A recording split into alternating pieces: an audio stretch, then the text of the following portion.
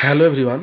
এখন আমি তোমাদের সঙ্গে পশ্চিমবঙ্গ মধ্যশিক্ষা পর্ষদের যে সিলেবাস, সেই সিলেবাসের ক্লাস 9-এর পৃথিবীর গতিসমূহ, এই যে চ্যাপ্টারটা আছে, এই চ্যাপ্টারটা সম্পর্কে আজকে আমি তোমাদের সঙ্গে আলোচনা করব এবং এটার সঙ্গে যে সমস্ত বড় প্রশ্ন, ছোট প্রশ্ন যা আছে সেগুলো সম্পর্কে আলোচনা করব। কীভাবে উত্তর তোমাদের করলে ভালো হবে, কীভাবে বুঝতে সুবিধা হবে, সবই তোমাদের সঙ্গে আজকে আলোচনা করব। এটা চ্যাপ্টার নাম্বার 2, অর্থাৎ ক্লাস 9-এর চ্যাপ্টার নাম্বার 2-এ যেটা আছে পৃথিবীর গতিসমূহ প্রাকৃতিক ভূগোলের, সেটা সম্পর্কে আমরা আলোচনা করি।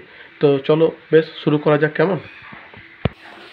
তো দেখো, এই চ্যাপ্টারে যে সমস্ত প্রশ্নগুলো পরপর আমাদের করতে হবে সেগুলো আমি প্রথমেই একটু লিপিবদ্ধ আকারে তোমাদের কাছে নিয়ে এসেছি। প্রথমে যেটা আমাদের জানতে হবে যে পৃথিবীর দৈনিক আপাতগতি বলতে কাকে বোঝায়, ঠিক আছে? তো এটা আমাদের সব থেকে প্রথমে পরিষ্কার করতে হবে যে পৃথিবীর দৈনিক আপাতগতিটা কী। আপাতগতি মানেই একটা জিনিস জেনে রাখবে যে উল্টো, অর্থাৎ আমরা যেটা দেখি অ্যাকচুয়াল বিষয়টা কিন্তু তার থেকে উল্টো, সেটাকে কিন্তু আমরা দৈনিক আপাতগতি বলে থাকি। তো এখানে যে প্রশ্নটা আছে যে সূর্যের দৈনিক আপাতগতি কাকে বলে, তাহলে দেখো, সূর্যের দৈনিক আপাতগতি হচ্ছে যে কোনো চলন্ত রেলগাড়িতে বসে বাইরের দিকে তাকালে দেখা যায় ইলেকট্রিক পোস্ট, সেতু, গাছ, বাড়িঘর সবই ছুটে চলেছে ট্রেনের বিপরীত দিকে। আসলে গতিশীল যান থেকে দেখলে বাইরের স্থির বস্তুকে উল্টো দিকে ধাবমান মনে হয়। সূর্যকে ঘিরে পৃথিবীর নিজের অক্ষের চারিদিকে পশ্চিম থেকে পূর্বে পাক খায়, ঠিক আছে? তাই আমরা সূর্যকে উল্টো দিকে সরে যেতে দেখি। আকাশে সূর্যের এই রকম চলাচলকে দৈনিক আপাতগতি বলে। তাহলে সূর্যকে আমরা যেমন পূর্ব আকাশে উদিত হতে দেখছি, পশ্চিম আকাশে অস্ত যেতে দেখছি, এই উদিত হওয়া পূর্ব আকাশে এবং পশ্চিম আকাশে অস্ত যাওয়াটাকেই বলছে তোমার সূর্যের দৈনিক আপাতগতি। বুঝতে পেরেছ? এরপরে আমাদেরকে যেটা জানতে হবে সেটা হচ্ছে যে পৃথিবীর নির্দিষ্ট গতি কয়টি এবং কী কী, এবং তাদের সংজ্ঞা দিতে হবে। তাহলে দেখো, পৃথিবীর নির্দিষ্ট গতি হচ্ছে দুটি। একটা হচ্ছে তোমার আবর্তন গতি, আর 2 নম্বর হচ্ছে তোমার পরিক্রমণ গতি। আবর্তন গতি কোনটাকে বলছে?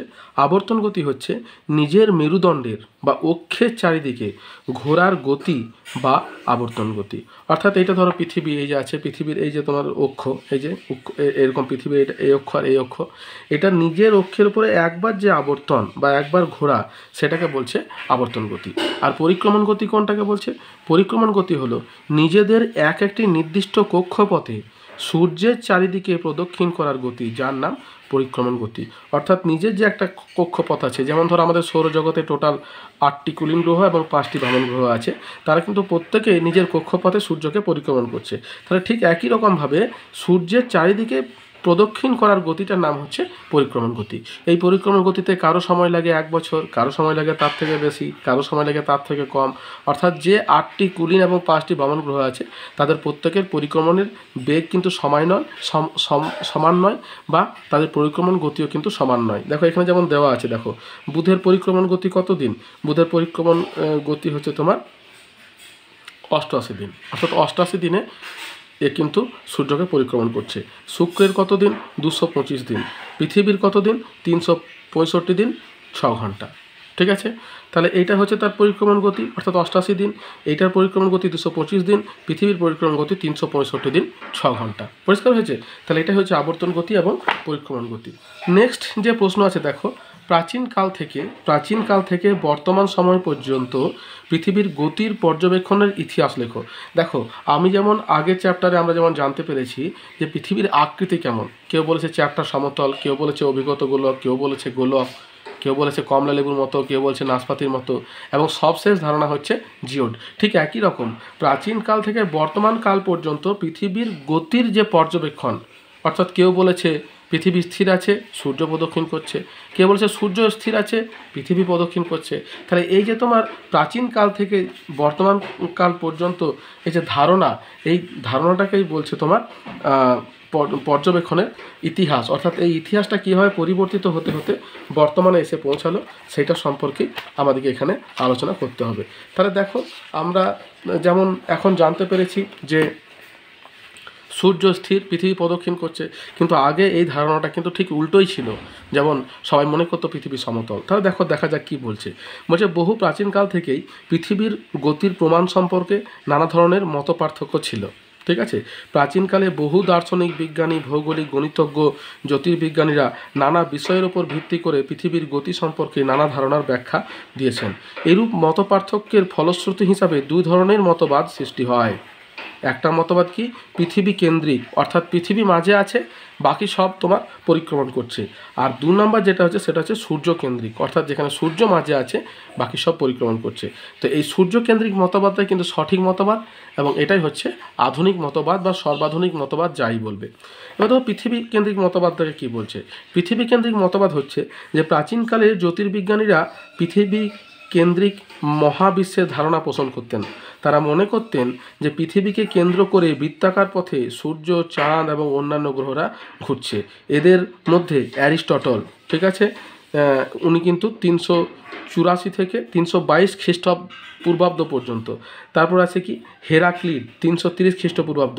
তারপরে অ্যারিস্টার্কাস 312 থেকে 330 খ্রিস্টপূর্বাব্দ। টলেমি 90 থেকে 168 খ্রিস্টাব্দ প্রমুখ কিন্তু প্রধান, যারা মনে করতেন যে পৃথিবী হচ্ছে সেন্টারে অবস্থিত আর চারিদিকে অন্যান্য জ্যোতিষ্করা পরিক্রমণ করছে। প্লুটো, তারপরে কি আছে, প্লেটো মনে করতেন যে ব্রহ্মাণ্ডের ঠিক মাঝখানে পৃথিবী অবস্থান করছে। মধ্যযুগে রোমান ক্যাথলিক চার্চও এই মতবাদের সমর্থক ছিলেন। ঠিক আছে, তাহলে এটা গেল তোমার পৃথিবী কেন্দ্রিক মতবাদ। এরপরে সূর্যকেন্দ্রিক মতবাদটা দেখো। সূর্যকেন্দ্রিক মতবাদ, তাহলে দেখো এই জিনিসটা থেকে আমরা বুঝতে পারছি যে পৃথিবীর আকৃতি যে অভিগত গোলক, এই ধারণার অনেক পরে এই ধারণাটা এসেছে যে সূর্য কেন্দ্রে অবস্থিত, পৃথিবী বা অন্যান্য গ্রহরা তার পরে পরিক্রমণ করছে। তার কারণ দেখো, খ্রিস্টপূর্বাব্দেই কিন্তু এই ধারণাটা চলে এসেছিল যে পৃথিবীর আকৃতি কিন্তু গোল বা অভিগত গোল আকৃতি বিশিষ্ট। কিন্তু এখানে দেখো পৃথিবী কেন্দ্রিক মতবাদটা কতদিন প্রচলিত ছিল, একবারে প্লুটো পর্যন্ত, যে তোমার টলেমি, তারপরে প্লুটো, অর্থাৎ খ্রিস্টাব্দ 168 খ্রিস্টাব্দ পর্যন্ত তোমার এই মতবাদে চলেছে যে পৃথিবী কেন্দ্রে অবস্থিত। কিন্তু আমরা যদি ধরো ওই চ্যাপ্টা আকৃতি ধরি, এটা কিন্তু খ্রিস্টপূর্বাব্দ তোমার মানে ওই 200 বছর পর্যন্ত, অর্থাৎ তোমার 1600 থেকে 1800 এরকম খ্রিস্টপূর্বাব্দ প্রচলিত ছিল। তাহলে প্লুটো মনে করতেন, অর্থাৎ প্লুটো ইনিও মনে করতেন যে পৃথিবী হচ্ছে কেন্দ্রে অবস্থিত। এরপর সূর্যকেন্দ্রিক মতবাদ কখন থেকে এলো? প্রথম যে দিল ভারতীয় জ্যোতির্বিজ্ঞানী আর্যভট্ট। তাহলে এইটা কিন্তু আমাদের একটা শর্ট প্রশ্ন, যে প্রথম সূর্যকেন্দ্রিক মতবাদের ধারণা কে প্রচলন করেন? ভারতীয় জ্যোতির্বিজ্ঞানী আর্যভট্ট 476 থেকে 550 খ্রিস্টাব্দে প্রথম বলেন যে পৃথিবী স্থির নয়, এটি গতিশীল। পৃথিবী প্রতিদিন একবার করে নিজের অক্ষে পাক খায়। তবে 1530 খ্রিস্টাব্দে পোল্যান্ডের জ্যোতির্বিজ্ঞানী নিকোলাস কোপার্নিকাস, অর্থাৎ কোপার্নিকাসই প্রথম তার গ্রন্থে প্রথম উল্লেখ করেন যে পৃথিবী তার নিজের অক্ষের ওপর সর্বদা ঘুরছে, অর্থাৎ তিনিই প্রথম সূর্যকেন্দ্রিক ধারণার দেন। পরবর্তীকালে জোহানেস কেপলার 1609 খ্রিস্টাব্দে বলেন যে গ্রহগুলির মধ্যে কক্ষপথ উপবৃত্তাকার। গ্যালিলি দূরবীক্ষণ যন্ত্র তৈরি করেন এবং উপগ্রহগুলির গতিবিধি পর্যবেক্ষণ করে সূর্যকেন্দ্রিক মতবাদের সমর্থন করেন। তাহলে উনি কিন্তু দূরবীন আবিষ্কার করে এই মতবাদের সমর্থন করেন। পরে 1987 খ্রিস্টাব্দে স্যার আইজ্যাক নিউটন মহাকর্ষ সূত্রের সাহায্যে প্রমাণ করেন পৃথিবী সহ অন্যান্য গ্রহগুলি সূর্যের চারিদিকে পরিক্রমণ করছে। এডমন্ড হ্যালি ধূমকেতু পর্যবেক্ষণ করে বলেন যে পৃথিবী সূর্যের চারিদিকে ঘুরছে। বর্তমানকালে অত্যাধুনিক যন্ত্রপাতির সাহায্যে প্রমাণ করা গেছে যে সূর্যকেন্দ্রিক মতবাদটাই সঠিক। পরিষ্কার হয়েছে? তাহলে এরকম করে এক এক করে পৃথিবী কেন্দ্রিক মতবাদ থেকে সূর্যকেন্দ্রিক মতবাদের ধারণার উৎপত্তি হয়েছে। তাহলে এটা গেল তোমার অতীতকাল থেকে বর্তমান ধারণার উল্লেখ। এরপর যেটা আছে পৃথিবীর অক্ষ এবং কক্ষ, এই দুটির মধ্যে পার্থক্য কী? দেখো, পৃথিবীর অক্ষ বলতে যেটার উপরে বেশ করে পৃথিবী ঘুরছে, আর কক্ষ মানে যে পথে পৃথিবী সূর্যকে পরিক্রমণ করছে। দেখো অক্ষ আর কক্ষের মধ্যে পার্থক্য কী বলছে? অক্ষ হলো পৃথিবীর দুই মেরুর সংযোগকারী কাল্পনিক সরলরেখা, যার ওপর পৃথিবী পশ্চিম থেকে পূর্বে ঘোরে। হ্যাঁ, অর্থাৎ এটা যদি আমাদের পৃথিবী হয়, তাহলে এই যে তোমার এই মানে উত্তর মেরু এবং দক্ষিণ মেরু, এই দুটোকে যদি এই কাল্পনিক রেখা দ্বারা আমরা যুক্ত করি, তাহলে যে মানে আমরা স্তম্ভটা পাবো বা যে পিলারটা পাবো যার উপরে পৃথিবী আবর্তন করছে, বা পরিক্রমণ করছে সেটি হচ্ছে পৃথিবীর অক্ষ। আর পৃথিবীর কক্ষ হলো কাল্পনিক উপবৃত্তাকার পথ যেখানে সূর্যকে কেন্দ্র করে পৃথিবী পশ্চিম থেকে পূর্বে ঘোরে। হয়েছে। 2 নম্বর কি আছে, পৃথিবীর অক্ষ 12,714 কিলোমিটার দীর্ঘ, যাকে মেরু ব্যাস বলা হয়, অর্থাৎ সুমেরু থেকে কুমেরু পর্যন্ত যে দূরত্বটা সেটা হচ্ছে তোমার 12,714। আর পৃথিবীর কক্ষের দৈর্ঘ্য হলো 96 কোটি কিলোমিটার। নেক্সট হচ্ছে পৃথিবীর অক্ষের উপর ভিত্তি করে আবর্তনের ফলেই পৃথিবীতে দিন রাত্রির হ্রাস বৃদ্ধি হয়, অর্থাৎ দিন রাত্রির হ্রাস বৃদ্ধি, দিন রাত্রি এগুলো সবই কিন্তু এর উপরেই হয়।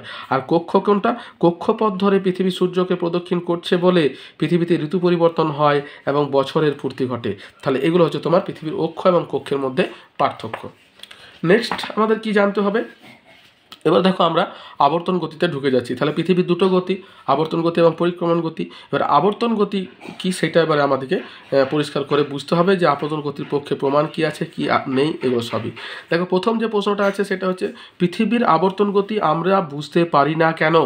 দেখো আমরা কিন্তু পৃথিবীতে বসবাস করছি, পৃথিবীতে আছি, দিন হচ্ছে রাত্রি হচ্ছে, দিনের বেলায় ঘুম থেকে উঠছি, রাতে ঘুমোচ্ছি, ঘুমানোর সময় আমরা বুঝতে পারছি না যে পৃথিবী ঘুরছে, আবার দিনের বেলায় যখন জেগে থাকছি তখনও কিন্তু বুঝতে পারছি না যে পৃথিবী ঘুরছে, বা এখন যে আমি তোমাদের সঙ্গে কথা বলছি এখনও কিন্তু আমরা পৃথিবী ঘুরছে বলে বুঝতে পারছি না, কিন্তু পৃথিবী ঘুরছে।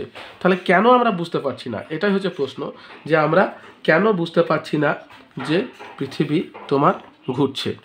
তাহলে দেখো কেন, কী করে আমরা তোমার কেন বুঝতে পারছি না, তার কারণ কি, তার কারণ হচ্ছে আমরা কিন্তু তোমার পৃথিবীর তুলনায় খুবই ছোট। দেখো বলছে ভূপৃষ্ঠে বসবাস করা সত্ত্বেও আমরা আবর্তন গতি বুঝতে পারি না। এর কারণ হলো আমরা পৃথিবী পৃষ্ঠের যেখানে আছি তার পারিপার্শ্বিক গাছপালা, জীবজন্তু, যাবতীয় জিনিসপত্র প্রভৃতি পৃথিবীর সঙ্গে একই গতিতে এবং একই সঙ্গে আবর্তন করছে, অর্থাৎ প্রতিটি সচল বস্তুর আপেক্ষিক অবস্থান একই থাকছে বলে আমাদের চোখে তার স্থানগত পরিবর্তন ঘটে না, ফলে আমরা পৃথিবীর গতি বুঝতে পারছি না। অর্থাৎ আমরা মুভ করছি, আমাদের সঙ্গে সমস্ত জিনিসই মুভ করছে, আর বাকিটা যেটা মুভ করছে না সেটা তো শূন্য ফাঁকা, সেটা তো আমরা বুঝতে পারছি না। অতএব এই জন্য কিন্তু আমরা পৃথিবীর গতি বুঝতে পারি না। নেক্সট কি আছে দেখো, বা পৃথিবীর আবর্তন গতি ফলে আমরা পৃথিবী পৃষ্ঠ থেকে ছিটকে পড়ি না কেন। তারপরে দেখো যে প্রশ্নটা আছে সেটা হচ্ছে যে সৌরদিন এবং নক্ষত্র দিন কাকে বলে, নক্ষত্রের দিনের তুলনায় সৌরদিন বড় হয় কেন। তাহলে সৌরদিন এবং নক্ষত্র দিন কাকে বলছে, দেখো সৌরদিন আর নক্ষত্র দিন, সৌরদিন হচ্ছে সূর্যকে সামনে রেখে, দেখো কি বলছে, পৃথিবীর কোনো নির্দিষ্ট দ্রাঘিমা অর্থাৎ ধরো 0 ডিগ্রি সূর্য থেকে নিজের অক্ষের চারিদিকে একবার আবর্তন করে 24 ঘন্টা পর ওই দ্রাঘিমা 0 ডিগ্রি আবার সূর্যের সম্মুখীন হয়। সূর্যের প্রদক্ষিণের এই সময়কে সৌরদিন বলে। ঠিক আছে, তাহলে সূর্যকে সামনে রেখে পৃথিবীর কোনো একটা নির্দিষ্ট দ্রাঘিমা যখন একবার সূর্যকে সামনে রাখার পরে আবার পুনরায় সেই স্থানটা সূর্যের সামনে আসছে, সেই সময়কালটিকে বলছে তোমার প্রদক্ষিণের সময়কে বলছে সৌর দিন। আর নক্ষত্র দিন কোনটা বলছে, বলছে সূর্য ছাড়া অন্য কোনো নক্ষত্রের সাপেক্ষে, অর্থাৎ দেখো মহাকাশে বা বিশ্ব ব্রহ্মাণ্ডে আরও অনেক নক্ষত্র আছে সূর্য ছাড়া, তাহলে আমরা সূর্য ছাড়া অন্য কোনো নক্ষত্রের সাপেক্ষে যদি আবর্তনরত পৃথিবীর নির্দিষ্ট দ্রাঘিমার পরপর দুবার যখন সেই নক্ষত্রের সামনে চলে আসে জন্য সময় লাগছে 23 ঘন্টা 56 মিনিট 4 সেকেন্ড। এইটিকে বলছে তোমার নক্ষত্র দিন। তাহলে সৌরদিনের সময় হচ্ছে 24 ঘন্টা আর নক্ষত্র দিনের সময় হচ্ছে 23 ঘন্টা 56 মিনিট 4 সেকেন্ড। পরিষ্কার হয়েছে। এরপরে দেখো যেটা আছে নক্ষত্র দিনের তুলনায় সৌরদিন বড় হয় কেন, অর্থাৎ 24 ঘন্টা তোমার হচ্ছে তোমার সৌরদিন আর নক্ষত্র দিন হচ্ছে 23 ঘন্টা 56 মিনিট 4 সেকেন্ড, অর্থাৎ 56 আর 4 মিনিট প্রায় তোমার বড় হচ্ছে নক্ষত্র দিন। কিন্তু কেন হচ্ছে সেটাই তোমার এখানে বলছে পৃথিবীর মোট দ্রাঘিমা 360 ডিগ্রি। পরিষ্কার হয়েছে। তাই সূর্যের সাপেক্ষে পৃথিবী যখন আবর্তিত হতে হতে কোনো এক দ্রাঘিমা থেকে পরের দিন আবার সেই দ্রাঘিমায় ফিরে আসে তখন পৃথিবী তার কক্ষপথে 1 ডিগ্রি সরে যায়, অর্থাৎ পৃথিবী তার কক্ষপথে কিন্তু 1 ডিগ্রি সরে যাচ্ছে। তাই সেই দ্রাঘিমায় ফিরে আসতে তার 3 মিনিট 56 সেকেন্ড বেশি সময় লেগে যায়। নক্ষত্র দিনের চেয়ে সৌরদিন সেই কারণে দীর্ঘতর।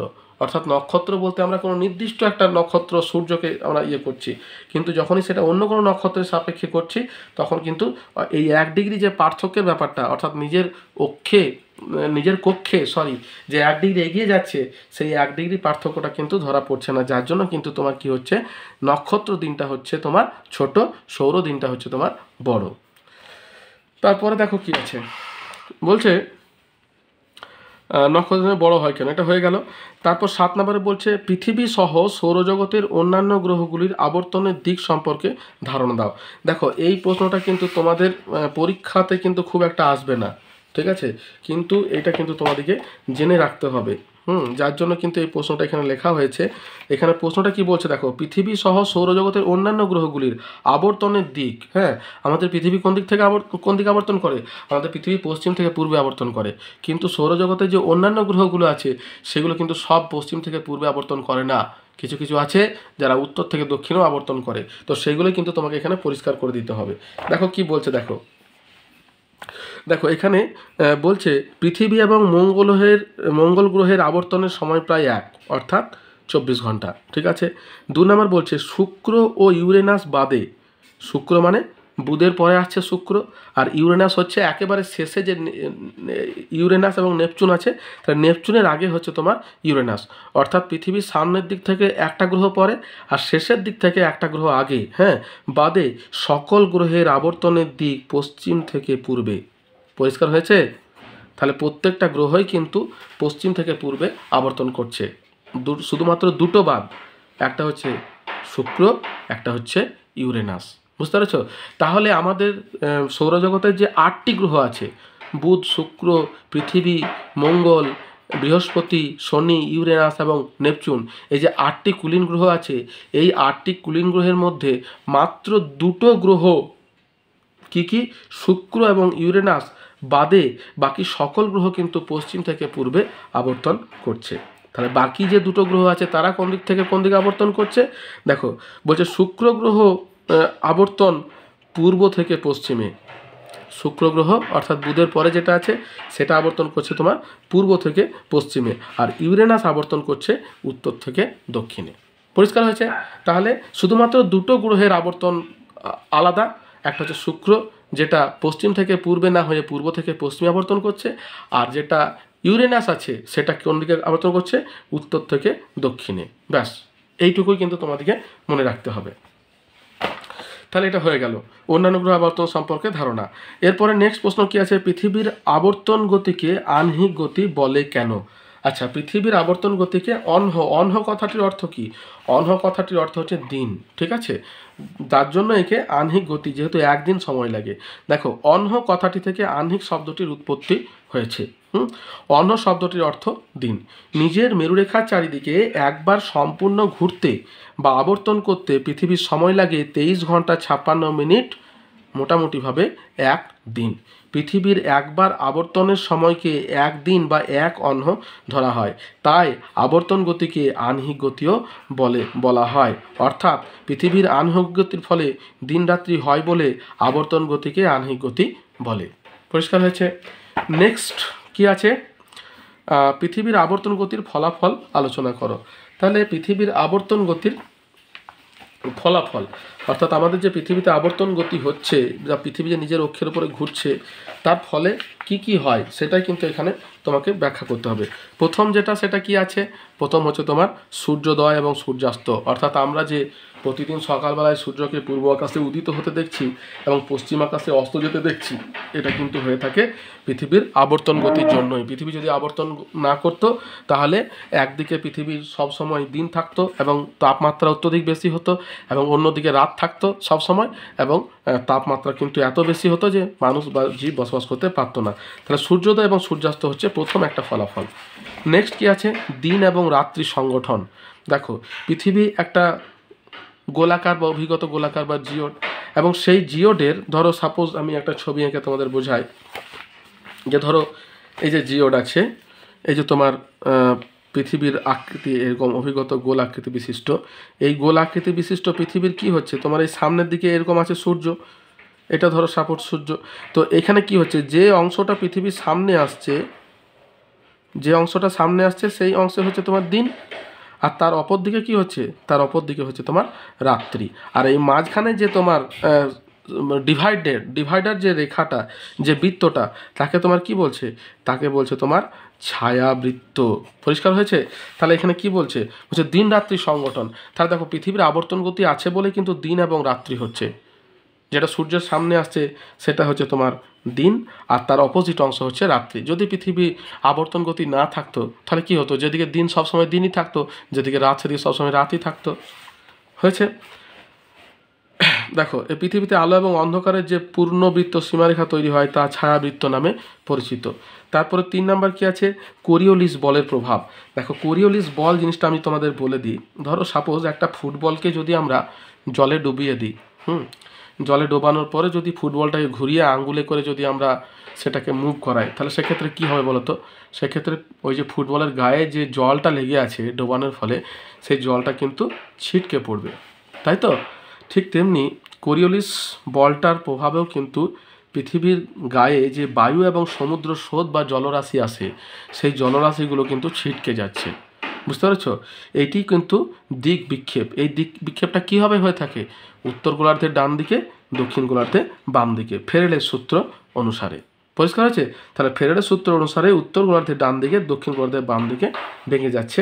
এটি হচ্ছে তোমার কোরিওলিস বলের প্রভাবে সমুদ্র স্রোত এবং গতির দিক বিক্ষেপ। এবার দেখো কি বলছে, বলছে আবর্তনের কারণে পৃথিবীর উপরে যে বল সৃষ্টি হয় তা হলো কোরিওলিস বল। এটা কিন্তু কোনো বল নয়, এটা একটা ফল, রেজাল্ট। ঠিক আছে? এই বলের প্রভাবেই বায়ু, সমুদ্র স্রোত ইত্যাদি সোজাসুজি প্রবাহিত না হয়ে উত্তর গোলার্ধের ডান দিকে, দক্ষিণ গোলার্ধের বাম দিকে বেঁকে প্রবাহিত হয়। এটি হলো তোমার ফেরেলের সূত্র। পরিষ্কার হয়েছে? এবারে এর প্রভাবে কি হচ্ছে, আয়ন বায়ু, পশ্চিমা বায়ু, মেরু বায়ু, এই যে 3 প্রকার নিয়ত বায়ু আছে, এটা উত্তর গোলার্ধের ডান দিকে, দক্ষিণ গোলার্ধের বাম দিকে বেঁকে প্রবাহিত হচ্ছে। তাহলে এটা গেল তোমার কোরিওলিস বলের প্রভাব। 4 নাম্বার কি আছে দেখো, দিনে দুবার জোয়ার ভাটা সংগঠন। তাহলে দেখো কোনো একটা জায়গাতে দিনে দুবার জোয়ার এবং দুবার ভাটা হয়, অর্থাৎ এই যে পৃথিবী আছে, এই পৃথিবী কী হচ্ছে, পৃথিবীকে কিন্তু পরিক্রমণ করছে চাঁদ। এবারে পৃথিবী সূর্যকে পরিক্রমণ করছে, পৃথিবীকে আবার পরিক্রমণ করছে চাঁদ। এবং এই জন্যই কিন্তু কি হচ্ছে, চাঁদের আকর্ষণের জন্য তোমার কোনো একটা স্থানে দিনে দুবার জোয়ার এবং দুবার ভাটা হচ্ছে। তার কারণটা কি? ধরো আমরা জানি যে এই যে ধরো এইখানটা যদি আমাদের পৃথিবী হয় এবং এরকম জায়গা থেকে যদি চাঁদ ধরো তোমার করছে, তাহলে কি এই জায়গাতে তোমার মুখ্য জোয়ার হচ্ছে, আর অপর দিকে তোমার গৌণ জোয়ার হচ্ছে, এবং এইখানে তোমার ভাটা হচ্ছে, এরকম জায়গাতে ভাটা হচ্ছে। ঠিক আছে? এবং এটা তোমার কি হচ্ছে, দিনে দুবার জোয়ার হচ্ছে, অর্থাৎ এইটা পৃথিবী আবর্তন করছে বলেই কিন্তু এটা হচ্ছে। ঠিক আছে? আবার ধরো যদি চাঁদ এখানে আসছে, তখন এরকম জায়গাতে জোয়ার হচ্ছে, মুখ্য জোয়ার, এই জায়গাতে হচ্ছে তোমার গৌণ জোয়ার, আর এই সমস্ত স্থানে ভাটা হচ্ছে। তাহলে এই কারণে 24 ঘন্টায় কিন্তু দুবার জোয়ার এবং দুবার ভাটা হচ্ছে। দেখো কি বলছে, চাঁদ এবং সূর্যের মিলিত আকর্ষণে পৃথিবীতে জোয়ার হলেও চাঁদের আকর্ষণটাই কিন্তু মুখ্য। পরিষ্কার হয়েছে?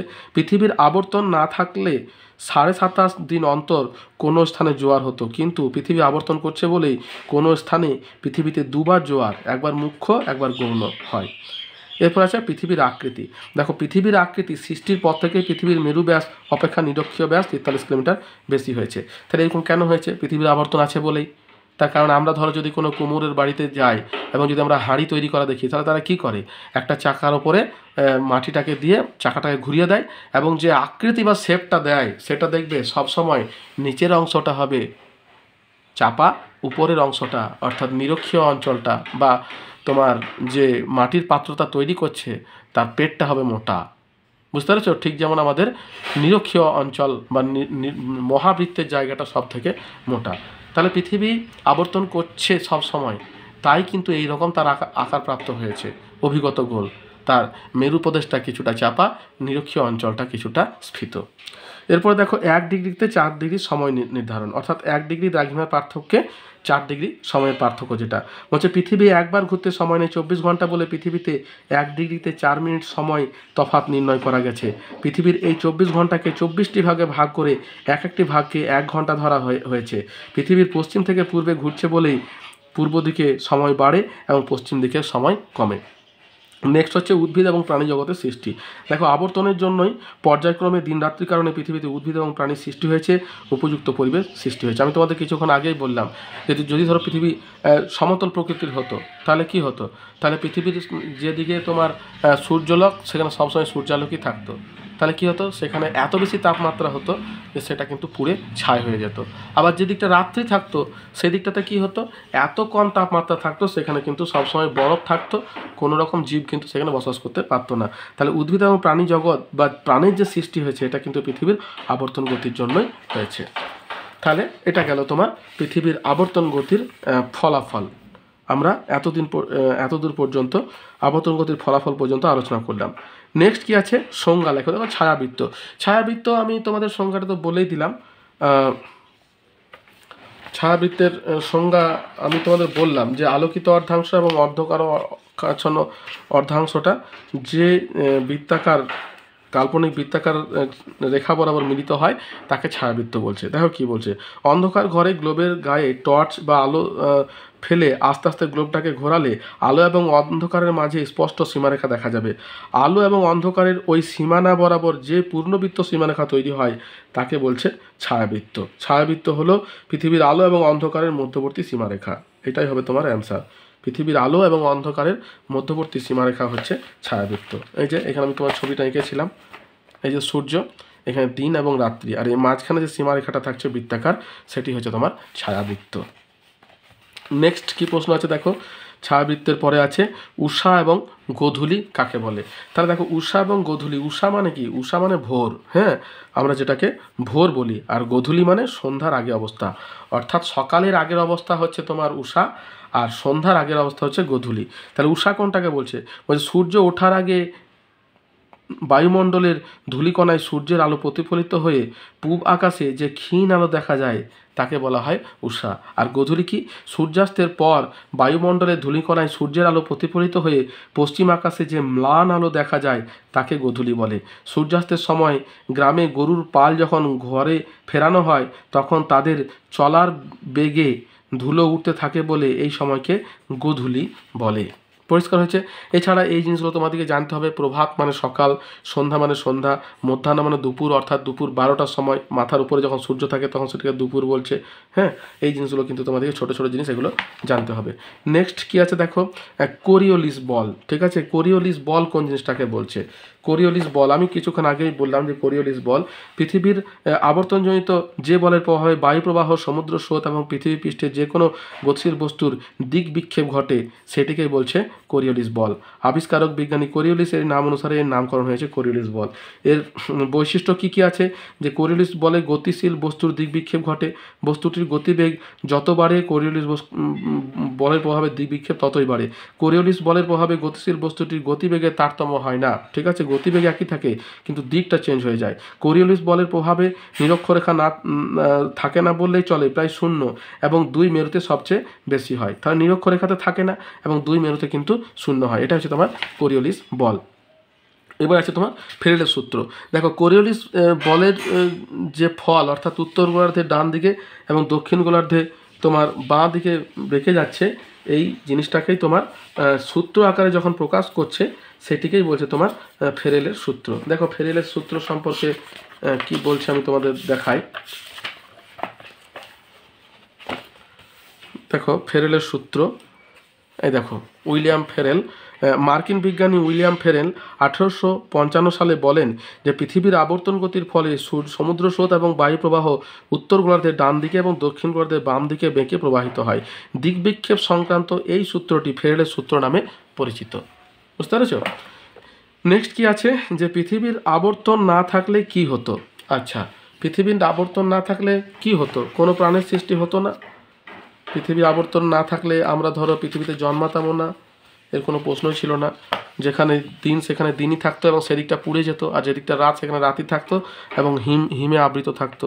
দেখো আবর্তন না থাকলে সূর্যের দিকের আলোকিত অংশে চিরদিন, হ্যাঁ, আর বিপরীত অংশে চিররাত্রি থাকতো। ফলে একদিকে প্রবল উষ্ণতার ফলে সব পুড়ে ছাই হয়ে যেত, উল্টো দিকটা প্রবল ঠান্ডার জন্য কিছুই জন্মাতো না। এটাই হতো তোমার ফল। নেক্সট কি আছে দেখো, আচ্ছা এটা গেল আবর্তন গতি। এরপরে দেখো আমরা চলে আসছি পরিক্রমণ গতির দিকে। তাহলে আবর্তন গতি থেকে এই যে প্রশ্নগুলো তোমাদের বললাম, এই প্রশ্ন বাইরে কিন্তু কোনো প্রশ্ন আর আসতে পারে না, কিছু ছোট ছোট প্রশ্ন এর মধ্যে থেকেই আসবে। আর এই জিনিসগুলো যদি তোমরা জানতে পারো তাহলে আবর্তন গতিটা তোমাদের ক্লিয়ার হয়ে গেল। এরপরে যেটা আসছে সেটা হচ্ছে পরিক্রমণ গতি। তাহলে পরিক্রমণ গতি কোনটাকে বলছে? পরিক্রমণ গতি ওই যে পৃথিবী নিজের অক্ষের উপর ঘুরতে ঘুরতে যখন পৃথিবী সূর্যকে পরিক্রমণ করছে 365 দিন 6 ঘন্টায়, সেটাকেই বলছে তোমার পরিক্রমণ গতি। এবং এই পরিক্রমণ গতির প্রথমে কি জানতে হবে যে সৌর বছর কাকে বলে। আমি তোমাদের কিছুক্ষণ আগে সৌর বছর আর সৌরদিন আর নক্ষত্র দিন বলেছি, এবার এখানে সৌর বছর সম্পর্কে তোমাদেরকে পড়তে হবে। তাহলে দেখো প্রথমে সৌর বছর কাকে বলছে? সূর্যকে সামনে রেখে পৃথিবীর আবর্তন করতে করতে নির্দিষ্ট পথে ঘড়ির কাঁটার বিপরীতে নির্দিষ্ট সময়ে প্রদক্ষিণ করছে, একে পৃথিবী পরিক্রমণ বলা হয়। পৃথিবীর একবার পরিক্রমণ করতে সময় লাগে 365 দিন 5 ঘন্টা 48 মিনিট 46 সেকেন্ড। এটি হলো তোমার সৌর বছর। বুঝতে পেরেছো? এটি হচ্ছে তোমার সৌর বছর, অর্থাৎ পুরো যে সময়টা লাগছে সেটি হলো সৌর বছর। এবারে পরিক্রমণ গতি বা বার্ষিক গতি কাকে বলছে? তাহলে দেখো হিসেবের সুবিধার জন্য আমরা কি করছি, সৌর বছরকে আমরা 365 দিন ধরছি। বুঝতে পেরেছো? অর্থাৎ এই যে 365 দিন 5 ঘন্টা 48 মিনিট 46 সেকেন্ড, এটাকে আমরা রাউন্ড ফিগার 365 দিন ধরছি। একবার পরিক্রমণে পৃথিবীর একটি বছর পূর্ণ হয় বলে পরিক্রমণ গতির অপর নাম বার্ষিক গতি। পরিক্রমণ গতির অপর নাম বার্ষিক গতি হয়ে গেল। তাহলে বার্ষিক গতি কাকে বলে, পরিক্রমণ গতি কাকে বলে? এরপরে দেখো যেটা আছে সেটা হচ্ছে তোমার অধিবর্ষ কি। অধিবর্ষ জিনিসটা কি? আমরা লিপ ইয়ার কথা শুনেছি, অধিবর্ষ। তাহলে দেখো অধিবর্ষ কোন জিনিসটাকে বলছে? আমরা সাধারণভাবে বছর ধরি 365 দিনে, ঠিক আছে, অথচ পৃথিবীর সঠিক পরিক্রমণের সময় হচ্ছে 365 দিন 6 ঘন্টা বা 365 দিন 5 ঘন্টা 48 মিনিট 46 সেকেন্ড।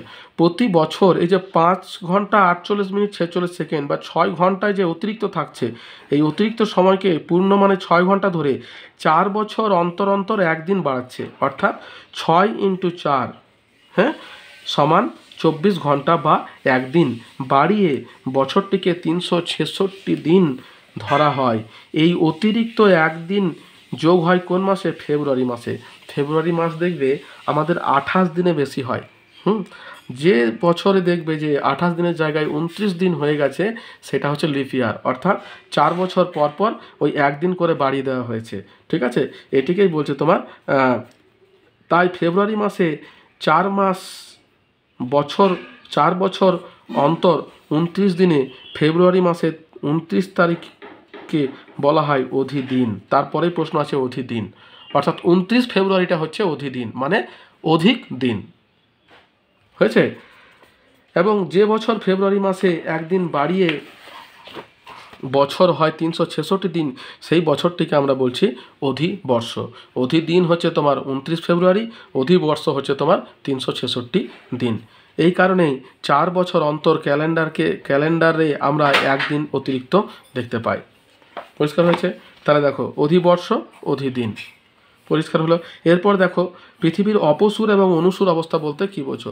তাহলে অপসূর অনুসূর, অনু মানে কি? অনু মানে ছোট, তাহলে অনুসূর মানে দূরত্ব কম, অপসূর মানে দূরত্ব বেশি। অর্থাৎ পৃথিবী এবং সূর্যের মধ্যে যে দূরত্ব আছে সেই দূরত্বটা কিন্তু সব সময় সমান থাকে না। কখন বাড়ে?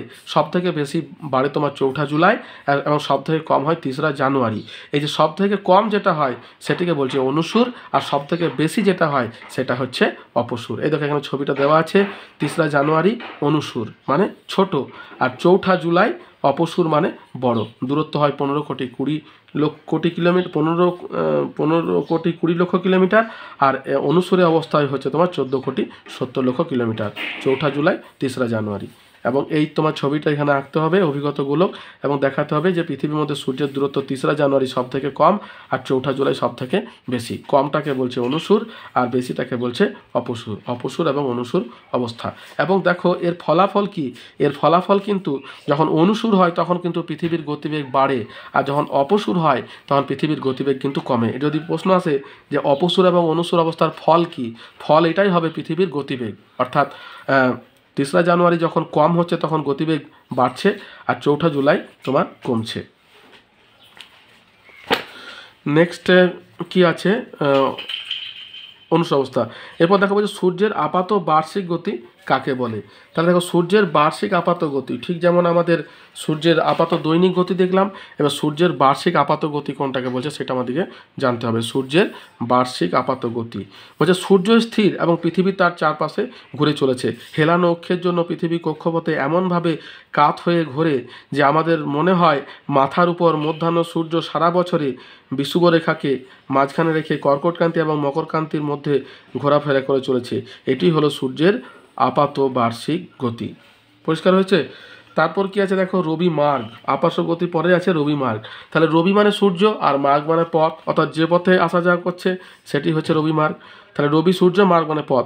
রবি মার্গ অবস্থানে সূর্য 21শে জুন কর্কটক্রান্তি রেখায়, 21শে মার্চ এবং 23শে সেপ্টেম্বর বিষুব রেখায় এবং 22শে ডিসেম্বর মকরক্রান্তি রেখায় থাকে। এটাই হচ্ছে তোমার রবি মার্গ। তারপর কি আছে দেখো, রবি মার্গ কি। নেক্সট প্রশ্ন আছে সূর্যের বার্ষিক গতি বা পরিক্রমণ গতির ফলাফল। তাহলে ঠিক যেমন তোমার আহ্নিক গতির ফলাফল আমরা দেখেছি, এর পরিক্রমণ গতির ফলাফল কিন্তু অতগুলো নয়, মোটেই তিনটে। কি কি? সূর্যের দিন এবং রাত্রির দৈর্ঘ্যের হ্রাস বৃদ্ধি, সূর্যরশ্মির পতন কোণের তারতম্য, আর সবশেষে আছে তোমার ঋতু পরিবর্তন বা ঋতু চক্র। হয়েছে? এটাই হচ্ছে তোমার পরিক্রমণ গতির ফলাফলগুলি হচ্ছে এটা। এরপর দেখো কি আছে, চিত্রসহ পৃথিবীতে দিন রাত্রির হ্রাস বৃদ্ধির কারণ লেখো। তাহলে দেখো পৃথিবীতে যে দিন রাত্রির হ্রাস বৃদ্ধি হচ্ছে, অর্থাৎ কখনো বাড়ছে কখনো কমছে, এর কারণগুলি কি কি? এর কারণ হচ্ছে দেখো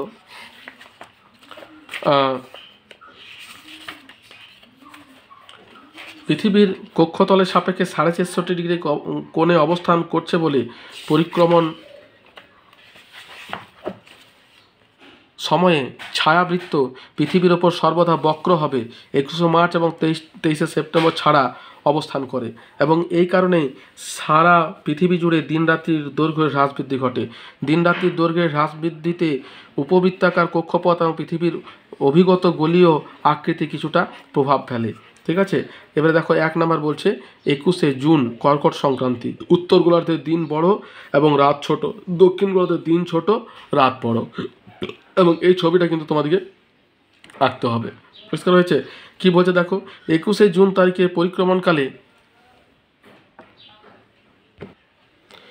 পরিক্রমণকালে পৃথিবী কক্ষপথের এমন এক স্থানে আসে যখন উত্তর গোলার্ধের সূর্যের দিকে এবং দক্ষিণ গোলার্ধের সূর্যের বিপরীতে হেলে থাকে। ছায়াবৃত্ত এই সময় অক্ষের সাথে তির্যকভাবে থাকে, ফলে নিরক্ষরেখা থেকে উত্তরে ক্রমশ দিন বড় এবং রাত ছোট এবং দক্ষিণে দিন ছোট রাত বড় হয়। ঠিক আছে? এবং এই সময় সূর্যরশ্মির সর্বাধিক পতন কোণ হয় নিরক্ষরেখায় 66.5 ডিগ্রি, কর্কটক্রান্তিতে 90 ডিগ্রি, মকরক্রান্তি রেখায় 43 ডিগ্রি, সুমেরু বৃত্তে 47 ডিগ্রি এবং কুমেরু বৃত্তে 16.5 ডিগ্রি। উত্তর মেরুবৃত্ত সংলগ্ন অঞ্চলে এই সময় নিশীথ সূর্য বিরাজ করে। হয়েছে? 21শে জুন সূর্যের উত্তরায়ণের শেষ সীমা বলে এটিকে কর্কট সংক্রান্তি বলা হয়। এবার 23শে সেপ্টেম্বর কি বলছে, জলবিষুব। এটা কি বলছে, উভয় গোলার্ধের দিন এবং রাত্রির দৈর্ঘ্য সমান, যার জন্য একে বলছে তোমার বিষুব। হ্যাঁ, জলবিষুব, 23শে সেপ্টেম্বর জলবিষুব। এরপর দেখো মকর সংক্রান্তি, 22শে ডিসেম্বর বলছে মকর সংক্রান্তি, অর্থাৎ মকরক্রান্তি রেখার ওপর সূর্য লম্বভাবে কিরণ দেবে। বলছে পরিক্রমণকালে পৃথিবী কক্ষপথে এমন স্থানে আসে যখন দক্ষিণ গোলার্ধে সূর্যের দিক এবং উত্তর গোলার্ধ সূর্যের বিপরীতে হেলে থাকে এবং ছায়াবৃত্ত অক্ষরেখার সঙ্গে তির্যকভাবে অবস্থান করে। এই দিন নিরক্ষরেখা থেকে দক্ষিণে ক্রমশ দিন বড় এবং রাত ছোট হয় এবং উত্তরে দিন ছোট এবং রাত বড় হয়। 22শে ডিসেম্বর সূর্যরশ্মির সর্বাধিক পতন কোণ হয় মকরক্রান্তি রেখায় 90 ডিগ্রি, নিরক্ষরেখায় 66.5 ডিগ্রি, কর্কটক্রান্তি রেখায় 43 ডিগ্রি, সুমেরু বৃত্ত রেখায় 47 ডিগ্রি এবং সুমেরুতে 23.5 ডিগ্রি। 22শে ডিসেম্বর শেষ সীমা বলে মকর সংক্রান্তি। হয়েছে? এরপর দেখো 21শে মার্চ যেটাকে বলছে মহাবিষুব, অর্থাৎ দিন রাত্রি সমান হবে। উভয় গোলার্ধের দিন রাত্রি সমান হচ্ছে এবং সমগ্র পৃথিবীতে সূর্য থেকে সমান্তরালে থাকে বলে সর্বত্র 12 ঘন্টা দিন এবং 12 ঘন্টা রাত্রি হয়। এই দিনটিকে মহাবিষুব বলা হয়। তাহলে এটাই হচ্ছে তোমার দিন রাত্রির হ্রাস বৃদ্ধির কারণ। এরপর দেখো বিষুব কথাটির অর্থ কী। বিষুব কথাটির অর্থ হচ্ছে সমান। হ্যাঁ, আমি এটা তোমাদের কিছুক্ষণ আগেই বললাম যে বিষুব কথাটির অর্থ হচ্ছে সমান, অর্থাৎ পৃথিবীর সর্বত্র এই তোমার দিনে, যে দিনে তোমার দিন এবং রাত্রি সমান হয় সেটিকেই বলছে তোমার বিষুব। তাহলে বিষুবটা হলো। এরপরে কি আছে দেখো, নিশীথ সূর্য এবং নিশীথ সূর্যের দেশ কাকে বলে এবং কেন বলে? নিশীথ সূর্য এবং নিশীথ সূর্যের দেশ। নিশীথ সূর্য মানে কি? রাতের সূর্য। তাহলে যখনই তোমার রাতের বেলাতে আকাশে সূর্য দেখা যায় তখনই সেটাকে বলছে নিশীথ সূর্য। এটা কাকে বলছে দেখো, বলছে মার্চ থেকে জুলাই, হ্যাঁ মার্চ থেকে জুলাই এই সময়টায় সুমেরুবৃত্তে যখন একটানা দিন থাকে তখন উত্তর গোলার্ধে সুমেরুবৃত্তের উত্তরে অবস্থিত ইউরোপ এবং এশিয়া মহাদেশের কোনো কোনো স্থান যেমন Canada, Denmark, Alaska, Norway, Sweden, Iceland প্রভৃতি অঞ্চলে স্থানীয় সময় অনুসারে গভীর রাতেও আকাশে সূর্যকে দেখা যায়। একে মধ্যরাত্রির সূর্য বলে। মার্চ থেকে জুলাই পর্যন্ত সময়ে উত্তর মেরু অঞ্চলে যখন আলোকিত রাত্রি সহ একটানা দিন থাকে তখন ওই সময়ের মধ্যে বেশ কয়েক মাস, মে থেকে জুলাই মাস, নরওয়ের উত্তরে অবস্থিত হ্যামারফেস্ট বন্দর ও আশেপাশের অঞ্চলের ঘড়ির কাঁটার সময় হিসাবে গভীর রাত্রিতেও সূর্যকে দেখা যায় বলে এই অঞ্চলকে নিশীথ সূর্যের দেশ বলে। তাহলে নিশীথ সূর্যের দেশ কাকে বলে? নরওয়ের হ্যামারফেস্ট বন্দর, যেখানে তোমার রাতের বেলাতেও সূর্যকে দেখতে পাওয়া যায়, তাকে তোমার বলছে নিশীথ সূর্যের দেশ। নেক্সট কি আছে দেখো, সুমেরু প্রভা এবং কুমেরু প্রভা কাকে বলে? সুমেরু প্রভা এবং কুমেরু প্রভা। তাহলে দেখো যে নিশীথ যখন 6 মাস দিন 6 মাস রাত হচ্ছে তখন যে মেরু প্রভা দেখা যায় সেটি হচ্ছে তোমার সুমেরু প্রভা এবং কুমেরু প্রভা। দেখো কি বলছে, 21শে মার্চ থেকে 23শে সেপ্টেম্বর পর্যন্ত টানা 6 মাস উত্তর মেরু সূর্যের দিকে হেলে থাকে এবং দক্ষিণ মেরু সূর্য থেকে দূরে থাকে। অন্যদিকে 23 সেপ্টেম্বর থেকে 21শে মার্চ অর্থাৎ 6 মাস মেরু অঞ্চল সবসময় আলোকিত থাকে। পৃথিবীর 2 মেরু অঞ্চলে যখন একরকম একটানা 6 মাস রাত্রি থাকে তখন ওখানকার রাতের আকাশে রামধেনুর মতো এক অপূর্ব সুন্দর আলোর জ্যোতি ফুটে ওঠে। উজ্জ্বল নানা রঙের অপরূপ আলোর ঝর্ণা আকাশ থেকে যেন পৃথিবীর দিকে নেমে আসে। এরই নাম মেরুজ্যোতি বা মেরুপ্রভা বা অরোরা। এই অরোরাকে তোমার উত্তর গোলার্ধে বলছে সুমেরু প্রভা বা অরোর বোরিয়ালিস এবং কুমেরুকে বলছে কুমেরু প্রভা বা অরোর অস্ট্রালিস। ঠিক আছে, তাহলে এটা গেল তোমার সুমেরু প্রভা এবং কুমেরু প্রভা। এরপরে কি আছে, পৃথিবীতে ঋতু পরিবর্তনের কারণগুলি লেখো। তাহলে পৃথিবীতে ঋতু পরিবর্তনের যে কারণগুলি আছে সেগুলো কি কি? প্রথমেই কি আছে, দিন রাত্রির হ্রাস বৃদ্ধি। অর্থাৎ আমরা যে তোমাদের যে দেখলাম যে দিন রাত্রি, কখনো দিন বড় রাত ছোট, রাত ছোট দিন বড়, এটা কিন্তু ঋতু পরিবর্তনের কারণ। যখনই তোমার রাত বড় হয় তখন শীতকাল হয়, যখন দিন বড় হয় তখন গ্রীষ্মকাল হয়। দেখো পৃথিবীর অক্ষটি পৃথিবীর কক্ষপথের সাপেক্ষে কিছুটা হেলানো হওয়ায় পৃথিবীও কিছুটা হেলানোভাবে সূর্যকে প্রদক্ষিণ করে। ফলে কক্ষপথের এক এক জায়গা পৃথিবীর এক একটি গোলার্ধ সূর্যের দিকে বেশি ঝুঁকে থাকে। যখন পৃথিবী যে গোলার্ধ সূর্যের দিকে বেশি ঝুঁকে থাকে তখন সেখানে দিনগুলো বড়, রাত ছোট হতে থাকে এবং সূর্যরশ্মি অপেক্ষিত লম্বা হয়ে পড়ে। বিপরীত গোলার্ধে তখন রাত্রি বড় এবং দিন ছোট হয় এবং সূর্যরশ্মি তীর্য হয়ে পড়ে। দিন যদি বড় হয় এবং সূর্যরশ্মি লম্বা হয়ে পড়ে তখন ওই অংশে দিনের বেলা যে তাপ গ্রহণ করে উত্তপ্ত হয়, ছোট রাতে সেটা পুরোটা বিকিরণ করে ঠান্ডা হওয়ার সময় পায় না। ফলে ওই স্থানে তাপ সঞ্চিত হওয়ায় আবহাওয়া উষ্ণ এবং গ্রীষ্মকালীন আবহাওয়া পরিলক্ষিত হয় এবং বিপরীত গোলার্ধে তখন শীত শুরু হয় এবং পৃথিবীতে পর্যায়ক্রমে ঋতু পরিবর্তন ঘটে। এবং এই ছবিটা কিন্তু তোমাদেরকে দিতে হবে, ঠিক আছে, যে পৃথিবী পরিক্রমণ করছে এবং সেখানে কিন্তু দিন রাত্রি হ্রাস বৃদ্ধি করছে। এরপরে 2 নাম্বার কি আছে দেখো, সূর্যরশ্মির পতন কোণ। অর্থাৎ আমাদের যে 6.5 ডিগ্রি কোণে যে হেলে পড়ছে সেটাও কিন্তু বিরাজ করে। পৃথিবীর কক্ষতলের সঙ্গে মেরুরেখা 6.5 ডিগ্রি কৌণিক অবস্থানের জন্য ভূপৃষ্ঠের বিভিন্ন স্থানে লম্ব ও তির্যকভাবে পতিত সূর্যরশ্মির জন্য উত্তাপের পরিবর্তন ঘটে। লম্ব সূর্যরশ্মি কম বায়ুস্তর ভেদ করে আসে এবং কম জায়গা জুড়ে ছড়িয়ে পড়ে বলে গরম বাড়ে। অর্থাৎ তির্যক এবং অতি তির্যক সূর্যরশ্মি বেশি বায়ুস্তর ভেদ করে আসে এবং বেশি জায়গা জুড়ে ছড়িয়ে পড়ে বলে উষ্ণতা কম। এইভাবে তোমার ঋতু পরিবর্তন ঘটে। এরপরে দেখো কি আছে, ঋতু পরিবর্তনের কারণ। তোমার এটা গেল ঋতু পরিবর্তন কারণ। এবার দেখো পৃথিবীতে ঋতু পরিবর্তন ব্যাখ্যা দাও। তাহলে ঋতু পরিবর্তনের এবারে ব্যাখ্যা, অর্থাৎ কিভাবে ঋতু পরিবর্তন হয়। দেখো এবার কি বলছে, ঋতু পরিবর্তন উত্তর গোলার্ধে গ্রীষ্মকাল এবং দক্ষিণ গোলার্ধে শীতকাল। অর্থাৎ উত্তর গোলার্ধে যখন গ্রীষ্মকাল হবে তখন দক্ষিণ গোলার্ধে হবে শীতকাল। কি বলছে, 21শে মার্চ থেকে পৃথিবী ধীরে ধীরে তার কক্ষপথের এমন এক জায়গায় আসতে থাকে যখন উত্তর গোলার্ধে সূর্যের দিকে বেশি ঝুঁকে থাকায় সূর্যরশ্মি উত্তর গোলার্ধে ক্রমশ লম্বা হয়ে পড়তে থাকে। এর ফলে উত্তর গোলার্ধে দিন বড় হয়, 12 ঘন্টার বেশি এবং রাত ছোট হতে থাকে। 21শে জুন কর্কট সংক্রান্তির দিন সূর্য উত্তর গোলার্ধে কর্কটক্রান্তি রেখার উপর লম্বা হয়ে পড়ে। ফলে এই সময় উত্তর গোলার্ধে দিন সবচেয়ে বড় এবং রাত সবচেয়ে ছোট, 10 ঘন্টা। 21শে মার্চ থেকে 21শে জুন পর্যন্ত সময়টা সুমেরুবৃত্তে 24 ঘন্টায় একটানা দিন বা আলো থাকে, অর্থাৎ স্থানীয় সময় অনুসারে তখন রাত হওয়া সত্ত্বেও আকাশে সূর্যকে দেখা যায়। কুমেরু বৃত্তীয় অঞ্চলে এই ধরনের অন্ধকার দিন সহ একটানা রাত হয়। আবার 21শে মার্চ থেকে 21শে জুন পর্যন্ত সময়ে উত্তর গোলার্ধে দিনের আলো অনেকক্ষণ পাওয়া যায়। সারাদিন ধরে সূর্যের তাপে পৃথিবী উত্তপ্ত হয়, অথচ ছোট রাতে ঠান্ডা হওয়ার তেমন সময় পায় না। তখন সূর্যের তাপে তোমার তাপও প্রবল হয়। দিনের পর দিন এরকম গরম উত্তর গোলার্ধে গরম বাড়তে থাকে এবং 21শে জুনের 1.5 মাস আগে থেকে 1.5 মাস পর্যন্ত উত্তর গোলার্ধে গ্রীষ্মকাল, দক্ষিণ গোলার্ধে শীতকাল। এবার দেখো উত্তর গোলার্ধে শরৎকাল এবং দক্ষিণ গোলার্ধে বসন্তকাল কি বলছে। 21শে জুনের পর থেকে উত্তর মেরু সূর্য থেকে দূরে সরে যেতে থাকে এবং দক্ষিণ মেরু ক্রমশ সূর্যের কাছে আসে। ফলে উত্তর গোলার্ধের জায়গাগুলো সূর্যের কম সময় ধরে পেতে থাকে এবং দক্ষিণ গোলার্ধের জায়গাগুলো সূর্যের আলো বেশি সময় ধরে পেতে থাকে। এইভাবে 23শে সেপ্টেম্বর সূর্যকিরণ বিষুবরেখার উপর লম্ব হয়ে পড়ে। ফলে এই সময় পৃথিবীর সর্বত্র দিন এবং রাত্রি সমান হয়। এই দিনকে জলবিষুব বলে।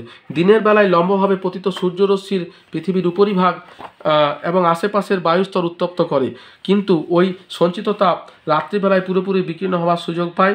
ফলে আবহাওয়া গরম এবং ঠান্ডার পরিমাণ সমান হয়। এই সময় অর্থাৎ 23শে সেপ্টেম্বর 1.5 মাস আগে থেকে 1.5 মাস পর পর্যন্ত উত্তর গোলার্ধে শরৎকাল বিরাজ করে এবং দক্ষিণ গোলার্ধে বসন্তকাল বিরাজ করে। এরপর দেখো উত্তর গোলার্ধে শীতকাল এবং দক্ষিণ গোলার্ধে গ্রীষ্মকাল।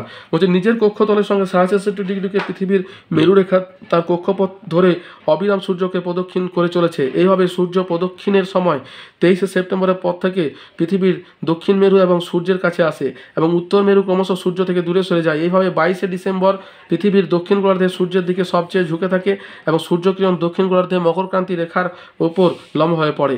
ফলে ওই দিন দক্ষিণ গোলার্ধে সবচেয়ে বড় ও রাত্রি সবচেয়ে ছোট হয়। এই দিনকে মকর সংক্রান্তি বলে থাকে।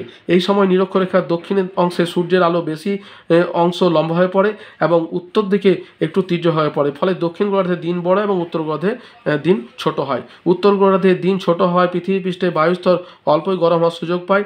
রাত্রি বড় হওয়ার দরুন পুরোপুরি তাপ বিকিরণ হয়ে শীতের আবহাওয়া অনুভূত হয়। 22শে ডিসেম্বর 1.5 মাস আগে থেকে শীতকালে শীতের শুরু এবং 22শে ডিসেম্বরের 1.5 মাস পর পর্যন্ত শীতকাল স্থায়ী হয়। দক্ষিণ গোলার্ধে দিনের ভাগ বেশি হওয়ায় ঠিক বিপরীত অবস্থা গ্রীষ্মকালের সূচনা হয়। এবার উত্তর গোলার্ধে বসন্তকাল এবং দক্ষিণ গোলার্ধে শরৎকাল। বলছে 22শে ডিসেম্বরের পর থেকে পৃথিবী তার কক্ষপথ চলতে চলতে 22শে মার্চ তারিখে এমন একটি অবস্থায় আসে যে পৃথিবীর 2 মেরু সূর্য থেকে সমান দূরে থাকে। সূর্যকিরণ নিরক্ষরেখার উপর লম্ব হয়ে পড়ে। ফলে 21শে মার্চ পৃথিবীর সর্বত্র দিন ও রাত্রি সমান হয়, অর্থাৎ 12 ঘন্টা দিন 12 ঘন্টা রাত হয়। সব জায়গায় স্থানীয় সময় অনুসারে সকাল 6টায় সূর্য ওঠে, সন্ধ্যা 6টায় অস্ত যায়। এই দিনটিকে মহাবিষুব বলা হয়। সূর্যকিরণ খাড়াভাবে পড়ে বলে দিনের বেলায় নিরক্ষরেখায় আশেপাশের অঞ্চলের ভূপৃষ্ঠ এবং ক্রমে বায়ুস্তর গরম হয়ে ওঠে এবং দিন রাত্রি সমান বলে রাত্রিবেলায় সূর্যতাপের অভাবে তাপ বিকীর্ণ হয়ে যায়। ফলে আবহাওয়ায় গ্রীষ্ম শীতের প্রখরতা প্রায় থাকে না বলে চলে। দিন এবং রাত্রি প্রায় সমান হওয়ায় এই সময় আবহাওয়া থাকে গরম ঠান্ডা মাঝারি। 21শে মার্চের 1.5 মাস আগে থেকে 1.5 মাস পর পর্যন্ত উত্তর গোলার্ধে বসন্তকাল এবং এই সময় দক্ষিণ গোলার্ধে ঠিক বিপরীত অবস্থা শরৎকাল দেখতে পাওয়া যায়। তাহলে এটাই গেল তোমার ঋতু পরিবর্তনের বর্ণনা। দেখো এখানে মুখস্থ করতে হবে, আর কিছু জিনিস বোঝার আছে। এরপর দেখো সত্যি কি 25শে ডিসেম্বর বড়দিন? আমরা যে বড়দিন মানাই সেই বড়দিনটা হয় 25শে ডিসেম্বর, ঠিক আছে? তো এখানে প্রশ্নটা করেছে যে সত্যি কি সেদিন বড়দিন হয়, যার জন্য আমরা ওইটাকে তোমার বড়দিন হিসাবে বিচার করি। দেখো সেটা কি বলছে যে সেটা কিন্তু নয়, অর্থাৎ বড়দিন মানে কিন্তু বড়দিন নয়। দেখো কি বলছে যীশু খ্রিস্টের জন্মের মাহাত্ম্যের কারণে 25শে ডিসেম্বর বড়দিন। হ্যাঁ, আসলে ওই দিনটির দৈর্ঘ্য উত্তর গোলার্ধে বড় তো নয়ই, বরং ছোট। 22শে ডিসেম্বরের চেয়ে ছোট দিন। তবে দক্ষিণ গোলার্ধে ওই দিনের দৈর্ঘ্য কিন্তু বেশ বড়ই, অর্থাৎ 22শে ডিসেম্বরের চেয়ে বড় হয়। ডিসেম্বরে দক্ষিণ গোলার্ধে গ্রীষ্মকাল হয় বলে অস্ট্রেলিয়া, নিউজিল্যান্ড, দক্ষিণ আফ্রিকা, আর্জেন্টিনা, চিলি প্রভৃতি দক্ষিণ গোলার্ধের দেশগুলিতে গ্রীষ্মকালে যীশুখ্রিস্টের জন্মদিন পালন করা হয়। ঠিক আছে, তাহলে বড়দিন কি না, বড়দিন নয়। তারপর দেখো ডিসেম্বর মাসে বিজ্ঞানীরা আন্টার্কটিকা অভিযানে যান কেন?